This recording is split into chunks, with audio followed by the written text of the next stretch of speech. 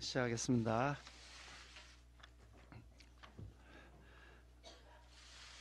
집권 여당인 우리 국민의힘은 민생을 위해 일하는 정당, 그래서 국민들이 신뢰하는 유능한 정당이 되어야 합니다.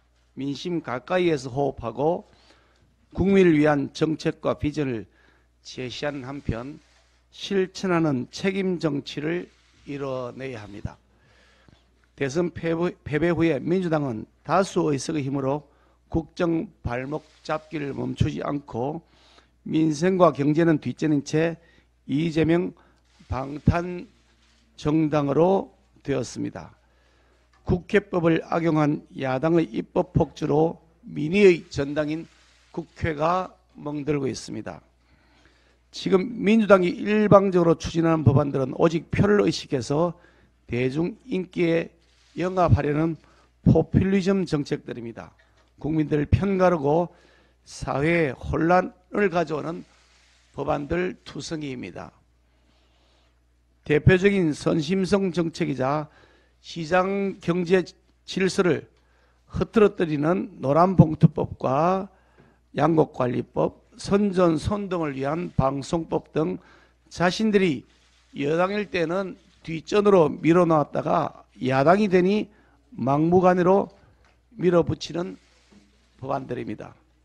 마치 화장실 들어갈 때와 나올 때의 마음이 달라지는 것과 흡사합니다. 지금 국민들이 필요로 하는 것은 민생 경제 살리는 법안입니다. 최근 민주당이 반도체 산업 경쟁력 강화법에 대해서 기존의 반대 입장에서 선회한 것은 그나마 다행입니다만 여전히 산적한 민생 법안들이 민주당의 거대 의석에 의해 가로막혀 있습니다. 국가재정법안이 발목 잡기로 골든타임을 놓치고 있는 법안 중에 하나이고 그뿐 아니라 실거주 의무 폐지, 재건축 부담금 완화 등 정부의 부동산 규제 완화를 담은 법안 역시 수개월째 답보 상태에 있습니다.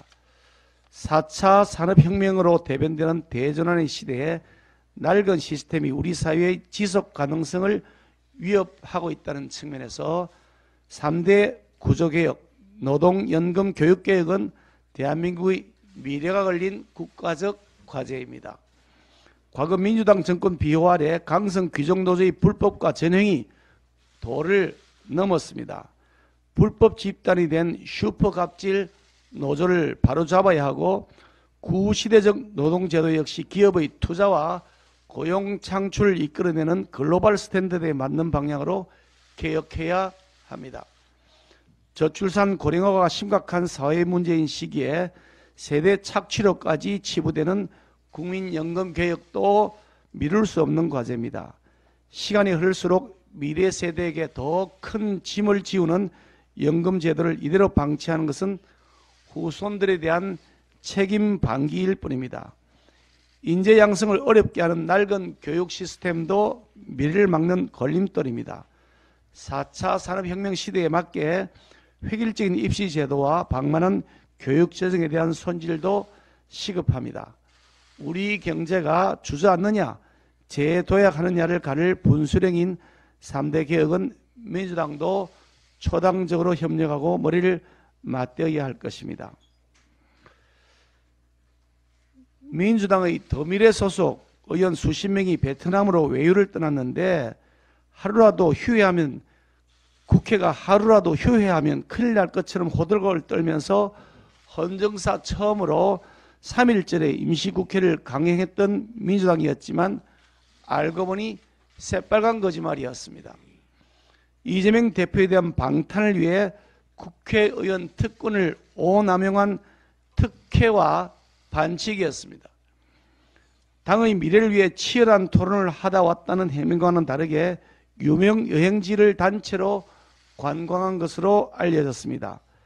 하롱베이로 가는 단체 버스를 기다리는 모습으로 보이는 의원들의 사진은 영락없는 관광객의 상기된 표정입니다. 민주당 의원들은 관광 워크숍의 결과로 이재명 대표 체제를 유지한다는 결론을 내렸다고 합니다. 국회 내에 좋은 회의실을 내버려 두고 비행기까지 타고 가서 한 워크숍의 결론이 부정부패 방탄유진안이 형식도 내용도 모두 빵점인 워크숍입니다. 이재명 대표에 대해서 한 말씀 드리겠습니다. 측근들을 진정성 있게 인간성을 길러주십시오.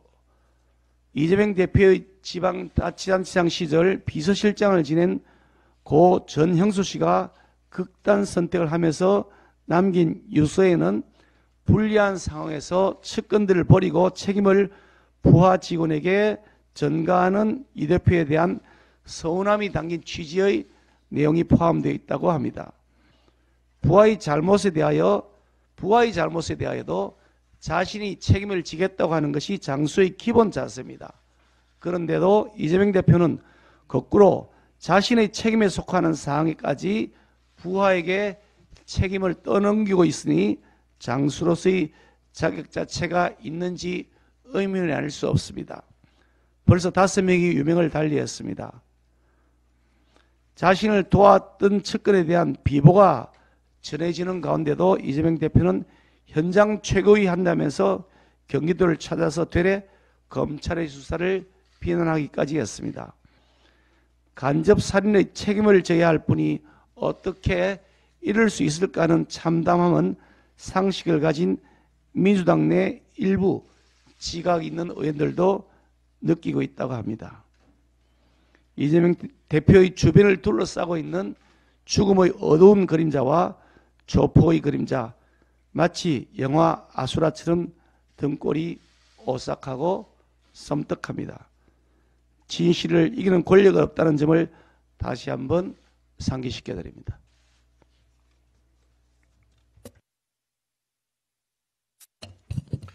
총 자산이 277조이고 미국 내 자산 순위 16위인 실리콘밸리 은행 SVB가 파산했습니다. 2008년도 리만 브러더스 파산과 함께 시작된 세계 금융 위기가 재현되는 것이 아닌가 하는 우려가 높아지고 있습니다. 이번 SVB 파산은 국내 은행에도 시사하는 바가 적지 않습니다. SVB 파산은 시중에 돈이 너무 많이 풀려 막대한 예금이 쏟아져 들어오는 가운데서도 미 연준의 급격한 기준금리 인상과 테크 산업의 불황이 겹쳐서 일어났다고 합니다. 테크 산업의 불황으로 주요 고객들인 벤처 캐피탈과 테크 기업이 예금을 인출하기 시작했고 SVB에 대한 신뢰가 무너지면서 한꺼번에 뱅크런이 일어났다고 합니다. 우리 은행들도 지금 예금은 많이 들어와 있고 부동산 대출 규모가 엄청나 금융 전반에 대한 신뢰가 건강한 상태가 아닙니다. 또 대외 의존도가 매우 높은 우리나라의 경우 해외 시장의 변동성과 불확실성이 주가 하락이나 환율 상승 등 국내 금융시장 및 실물 경제 불안으로 쉽게 이어지는 구조이기 때문에 더욱더 조심해야 될 상황입니다. 우리 은행들이 지난해의 엄청난 흑자에 도취되어 있을 때가 결코 아닙니다. 정부와 금융당국도 SVB 사태의 여파를 주시하면서 우리나라의 금융 신뢰가 무너지지 않도록 종합적인 대책과 모니터를 해야 할 것입니다. 오는 16, 17일 윤석열 대통령께서 일본을 방문해서 한일 관계 현안들을 여러 가지를 해결하고 돌아오실 걸로 예상이 됩니다만은 이 일본 방문을 앞두고 민주당이 외통위 전체 회의를 소집 요구하고 있습니다. 강제징용 배상 문제와 윤석열 대통령이 발표한 제3자 변제 방안은 한일 청구권 협정과 대법원 판결을 모두 충족할 수 있는 유일한 방안으로 이 방식은 과거 민주당 내에서도 구상되고 제안된 바가 있던 방안입니다. 그리고 이 방안은 정부의 이야기대로 해결의 시작일 뿐 결코 종착역이 아닙니다. 윤석열 대통령이 이번 기시다 후미오 일본 총리와 정상회담을 통해서 일본 정부로부터 그에 상응하는 조치도 얻어낼 계획입니다. 국회를 비롯해서 우리 국민 모두가 한 목소리를 낼수록 일본으로부터 큰 양보를 얻어낼 수 있으리라는 것은 두말할 필요가 없습니다. 그런데 민주당이 이런 중대한 정상회담을 앞두고 도와주지는 못할 망정 상임위 전체 회의에 양금덕 할머니까지 모셔와서 정쟁을 일으키고 정부의 방침을 비방할 그런 생각만 하고 있습니다. 윤석열 대통령의 일본 방문을 보고 나서 거기에서 나온 결론을 가지고 외통위를 소집해도 늦지 않은데 미리 흠집을 내려는 그런 시도인 것 같습니다. 다시 한번 민주당은 진정한 국익이 무엇인지, 미래를 위한 한일 관계가 어떻게 가야 할 것인지 심사숙고해 주기 바랍니다.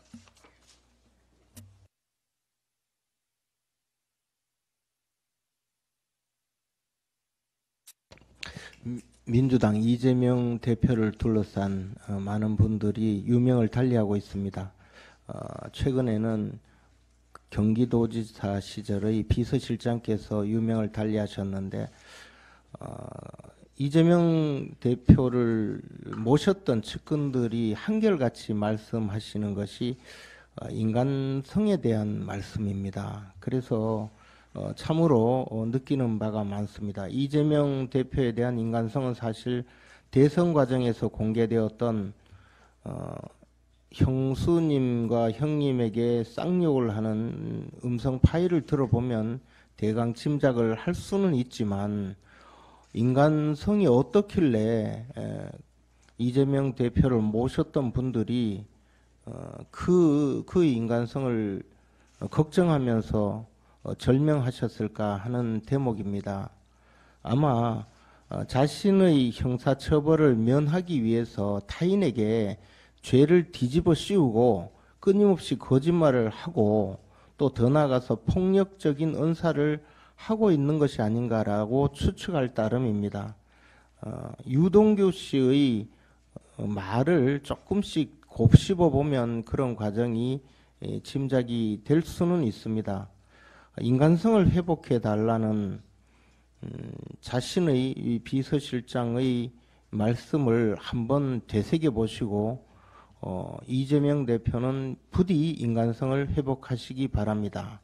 그리고 자신의 인간 됨됨이의 문제에서 형사처벌을 둘러싼 자신의 형사처벌 면책을 위한 지금까지 행동에서 측근의 사망이 거듭되고 있는 데 대해서 인간적으로 조금 스스로를 돌이켜보는 것이 맞는데도 불구하고 검찰의 수사를 탓하면서 검찰을 희생양으로 몰아가려는 이재명 대표의 말씀을 들어보면 이재명 대표께서 한국말을 하고 계신지 아니면 이재명족이라는 별도의 종족이 있으신 것인지 의문스러울 정도입니다.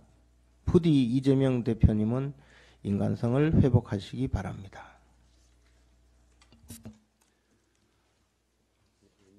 제1야당 대표, 주변 인사들의 잇따른 죽음에 대해 국민적 걱정이 커지고 있기에 이에 대한 말씀을 좀 드리고자 합니다. 민주당의 강령 전문을 보면 이런 대목이 있습니다. 우리는 공정, 생명, 포용, 번영, 평화를 핵심 가치로 삼아 내 삶이 행복한 나라를 만들 것이다. 하지만 이재명의 민주당은 내 삶이 행복한 나라를 만들기는커녕 여러 사람의 생명이 빛을 잃어가고 있음에도 최소한의 인간적 도의마저 저버린 채 자기 탓이 아니라고 발뺌하는 파렴치한 정치 민낯을 보여주고 있습니다. 오죽하면 민주당 내에서도 도의적 책임을 져야 마땅하다. 그게 인간이고 그게 사람이라고 자당의 현직 국회의원이 목소리를 높이겠습니까? 심지어 이재명 대표와 같은 인물이 민주당의 당대표라는 사실에 당원으로서 한없는 부끄러움과 참담함을 느낀다. 이렇게 전직 의원이 호소했지만 이 대표는 눈 하나 깜빡하지 않았습니다. 더욱이 심각한 문제는 제1야당의 대표가 자신의 범죄 혐의를 모면하기 위해서 엉뚱하게 정부를 끌어들여 무리수를 둔다는 데 있습니다. 꽉 막힌 대일관계 해법을 찾고자 고군분투하는 정부의 노력마저도 철진한 친일 프레임으로 덮어씌우는 걸 보면 공익을 위한 정당이 아닌 자신들의 정치 이익을 위한 이익 집단이라는 표현이 민주당에겐 더 잘 어울릴 듯합니다. 이재명 대표가 이끄는 현재 민주당에겐 국익은 안중에도 없고 대장동 일당의 사익 지키기에만 혈안이 되어 있는 것 아닙니까? 지금 미국에서는 실리콘밸리 은행 파산에 따른 후폭풍이 어디까지 이어질지 촉각을 곤두세우고 세계 시장으로 여파가 이어지진 않을지 전 세계가 긴장의 끈을 놓지 않고 있습니다. 혹시 모를 사태를 대비하기 위해 우리 경제 전반을 점검하고 시장 안정을 위해 정치권이 힘을 모아도 부족할 때가 아니겠습니까? 부디 제1야당이 말로만 외치는 민생이 아니라 진짜 국민의 삶을 위한 정당의 길로 돌아오기를 바랍니다. 그 시작은 이제 그만 정치에서 내려오라는 간절한 외침에 민주당의 이재명 대표가 응답하는 일이 되어야 할 것입니다.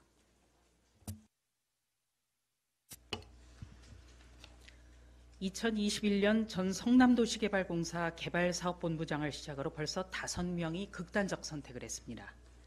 모두 문재인 정부 때부터 진행되어 온 이재명 수사 과정에서 빚어졌습니다. 그런데도 이재명 대표는 장례실 당일까지도 반일 반정부를 외쳤습니다. 도의적 책임을 져야 인간이고 사람, 이재명 방탄을 이어간다면 더불어민주당은 그 명을 다할 것, 이런 내부의 기류를 직시하고 거취를 결단해야 합니다. 김대중 대통령은 임기 첫해 일본을 국빈 방문해 일본 국왕을 예방했고 오부치 게이조 총리와 정상회담을 통해 김대중 오부치 선언으로 불리는 21세기 한일 파트너십 공동선언을 발표했습니다. 안보와 경제 현안에 공동 대응하기 위해 두 정상은 자유민주주의와 시장경제라는 보편적 이념에 입각한 협력관계를 더욱 발전시켜 나간다고 합의했습니다. 당시 박지원 대통령 공보수석은 상대국이 쓰는 호칭 그대로 불러주는 게 외교 관계라면서 일왕 예방이 아닌 천왕 예방임을 강조했습니다. 더불어민주당이 오늘 또 국회에서 반일 선전 선동단을 띄운다고 합니다. 더불어민주당이 김대중 대통령을 계승하는 정당인지, 반일 선동으로 이재명 리스크를 덮을 수 있다는 건지 박지원 전 대통령 공보수석 등은 답해주기 바랍니다. 시대착오적 아니면 말고식 친일 논쟁으로 위기를 피하려는 사람이나 정당은 국가 지도자나 공당이 될 수 없습니다.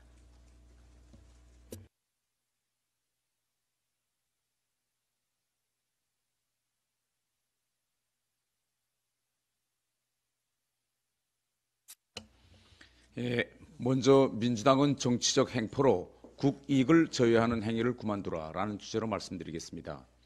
일제 강제징용 해법과 한일 관계 문제와 관련해 민주당이 국익은 생각하지 않고 오로지 정치 공세를 이어가고 있습니다. 우리 국민의힘은 외통위 전체 회의 개최 시기를 한일 정상회담 등 굵직한 현안이 끝난 후 모든 것을 테이블 위에 놓고 현안 질의를 하자는 입장입니다. 대통령 방일 성과에 대한 외교부의 보고도 있어야 하기 때문입니다. 하지만 민주당은 지금 망문회가로 오늘 13일 외통위 개최를 고집하고 있습니다. 민주당의 의도는 뻔합니다. 윤석열 대통령 방일 일정에 어깃장을 놓고 망치려 하는 것입니다. 강제징용 대법원 판결 해법 문제를 핑계로 거리로 뛰쳐나오고 일방적으로 참고인을 선정하는 것은 외통위 현안 보고를 정쟁의 장으로 악용하려는 의도밖에 달리 볼 수 없습니다.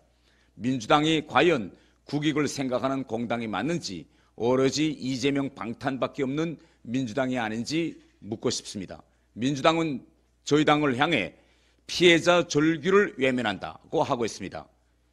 고인이 된 이재명 대표 측근들과 그 유족들의 절규부터 기울이라고 충고드립니다. 다음은 한미 프리덤 실드 훈련에 대한 북한의 새로운 대응, 답은 우리 자체의 핵무장이다 라는 주제로 말씀드리겠습니다. 북한이 12일 한미연합훈련 프리덤 실드에 반발하여 잠수함에서 전략 순항미사일을 발사했습니다. 북한이 잠수함에서 순항미사일을 발사한 것은 이번이 처음입니다. 북한의 핵 능력이 더욱 고도화되고 김정은이 우리를 핵무기로 선제 타격할 가능성은 더 커졌다고 볼 수 있습니다.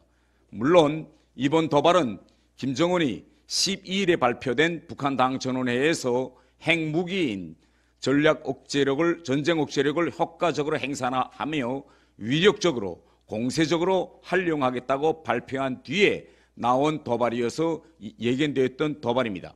그런데 우리가 주목해야 할 점은 한미가 오늘부터 프리덤 실드와 같은 전역 야외 기동 훈련을 시작하는데, 이런 경우 통상 북한군도 전역에서 대응 훈련을 명령하고 모든 군 부대들이 대응 훈련에 들어갔어야 했습니다. 그런데 이번에 김정은은 한미 프리덤 실드 훈련에 대한 대응으로 이상하게도 북한군에 총을 내려놓고 병영을 떠나 농사를 지으러 농촌으로 나가라고 명령했습니다. 이것은 야외 기동 훈련에 우리의 모든 무력이 모이고 한반도로 미군 무력이 오지만 북한군은 자신만만해서 농촌으로 나간다는 자신감을 세계에 보여주자는 데 목적이 있습니다. 그리고 한미가 프리덤 실드와 같은 전역 훈련을 100번 해도 실제 전쟁 상황에서는 북한의 핵 한 방이면 다 끝나겠는데 한미가 왜 이런 훈련을 하느냐, 라는 식의 오만함의 극치, 한미 연합훈련에 대한 조롱입니다. 현 시점에서 북한의 고도화되는 핵 위협 앞에서 물론 프리덤 실드와 같은 강경 대응 훈련도 필요합니다. 그러나 확장 억제력만 가지고서는 김정은을 위축시키지 못하고 핵 전쟁 발발을 막는데 부족하다는 것을 알 수 있습니다. 한반도에서 김정은에 의한 핵 전쟁을 막고 평화를 유지할 수 있는 최선의 방도는 오직 우리도 한시적 핵무장을 하는 것이라고 생각합니다. 이상입니다. 네, 먼저 돌아가신 고 전영수 비서실장님의 명복을 빕니다. 그리고 제 이야기 드리기에 앞서서 법무당국에 강력한 요청을 드립니다. 현재 구속 상태에서 수사받고 있는 정진상이나 김용 등에 대한 신변 보호 조치를 강화해 주시길 바랍니다. 많은 국민들이 이재명의 측근이라는 이유로 또 다른 비극이 일어나는 것은 아니냐 걱정하고 염려하는 상황입니다. 방송국에서 만나는 정치 평론가들도 말 잘못했다가 우리 집 앞에 오토바이 헬멧 쓴 건달이나 조폭이 찾아오면 어떨까 공포에 떨어야 하는 상황입니다. 저도 이러다 제 집 앞에 CCTV 설치할지도 모르겠습니다. 이런 비정상적인 상황을 정상화시키는 첫걸음, 이재명 대표의 사퇴와 정계 은퇴라고 생각을 합니다. 지금이라도 민주당이 양심 있는 결정 내려주시길 바랍니다. 그리고 오늘은 어렵지만 미래로 나아가자는 이야기도 조금 드리겠습니다. 1998년 김대중 오부치 선언에서 김대중 전 대통령은 미래지향적인 관계를 발전시키기 위해 서로 노력하는 것이 시대적 요청이라고 이야기했습니다. 25년이 지난 지금도 당시에 김대중 전 대통령이 말씀하신 시대적 요청은 여전히 유효합니다. 민주당만 이 요청을 철진한 반일파리로 외면하고 있을 따름입니다. 우리 국민과 청년들은 이미 반일의 단계를 넘어서 그 길에 성공했습니다. 일본 거리마다 K-팝이 흘러나오고 K-드라마가 화제가 되는 세상입니다. 미래로 나아가자는 25년 전 김대중 전 대통령의 요청을 다시금 민주당 지도부에 드립니다. 감사합니다.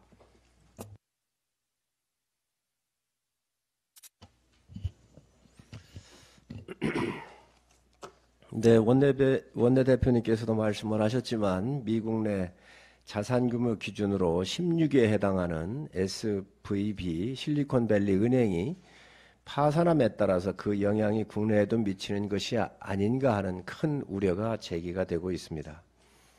미국 내에서도 대형 은행보다는 소형 은행과 스타트업 산업의 리스크가 클 것이라는 가능성이 제기되고 있고 3월 연준이 금리 결정을 하는데 불확실성 또한 높아졌습니다. 전문가들은 SVB의 파산이 우리 기업과 금융기관에 직접적으로 영향을 미치는 것은 제한적일 것이라고 예상을 하고 있습니다.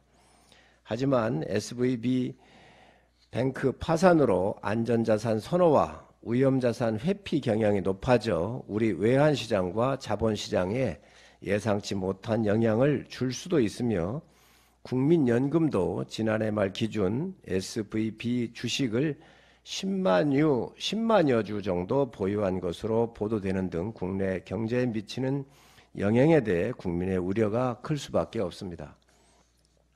이미 정부가 어제 점검회의를 개최를 했고 24시간 상황을 모니터링을 하고 필요한 경우에는 신속한 대응을 하겠다고 밝혔습니다. 정부는 금융시장 변동성과 불확실성이 국내에 어떻게 영향을 미칠지 모르는 상황에서 사후 대응에 치중하기보다는 국내 은행과 주요 스타트업 등에 미치는 영향을 사전에 점검을 하여 가능한 모든 대비책을 마련할 수 있도록 모든 역량을 집중해 주시기 바랍니다. 자신에게 충성한 최측근의 죽음 앞에서도 검찰 탓이라며 자신의 위기부터 벗어날 생각만 한 사람이 이재명 대표입니다. 돌아가신 전 비서실장의 유언에 따르면 이 대표님 정치를 내려놓으십시오. 일만 열심히 했을 뿐인데 검찰 수사 대상이 되어 억울합니다라고 적혀 있었다고 합니다. 성실한 공직자로서 시킨 일만 한 것뿐인데 엄청난 범죄에 휘말려 검찰 수사까지 받는 상황이 얼마나 억울하고 당황스러웠겠습니까? 공직자의 성실함을 이용하여 범죄의 집행자가 되도록 몰아넣은 사람이 바로 이재명 대표입니다. 이래도 책임이 없습니까? 이재명 대표는 7시간 만에 조문할 수가 있었습니다. 유족들은 조문을 거부를 했지만 안 올 사람이냐며 버틸 수가 없어 받아들였다고 합니다. 이재명 대표의 친형 부인이자 형수도 굿바이 이재명 책의 추천사로 거짓말쟁이가 영웅이 되는 비극이 생기지 않기를 기도한다. 말의 잔혹함과 의중의 무서움, 목적의 치밀함에 남편과 아버지를 잃은 가족이 할 수 있는 일은 남편의 억울한 진실을 밝히는 것뿐이었다라고 했습니다. 절절한 이재명 대표 형수의 말을 똑같이 느끼는 분이 늘어나서는 안 됩니다. 민주당의 몇몇 분별 있는 의원들을 제외하고는 이재명 대표가 떳떳하다며 윤석열 정권이 야당 탄압, 정적 제거라고 회개한 프레임으로 이재명 대표를 철통 보호를 하고 있습니다. 민주당 의원님 여러분, 5명의 억울한 죽음 앞에서도 이재명 대표를 극력 보호해야 하는 정치적 부담은 어디서 온 것입니까? 민주당 의원들이 이해할 수 없는 정치 행위를 국민은 묻고 있습니다. 범죄 혐의자를 위해 정치를 하십니까? 아니면 국민을 위해 정치를 하시는 겁니까? 여섯 번째, 7번째 또 다른 희생을 막으려면 민주당 의원들이 행동이 있어야 합니다. 이 국가적 비극의 책임은 민주당이 만든 것입니다. 민주당이 이재명을 대선 후보로 방탄의 국회의원으로 철갑의 여당 대표로 세운 것입니다. 헌정사에 유례없는 부끄러운 역사를 만든 책임은 민주당에 있음을 국민은 잘 알고 있습니다.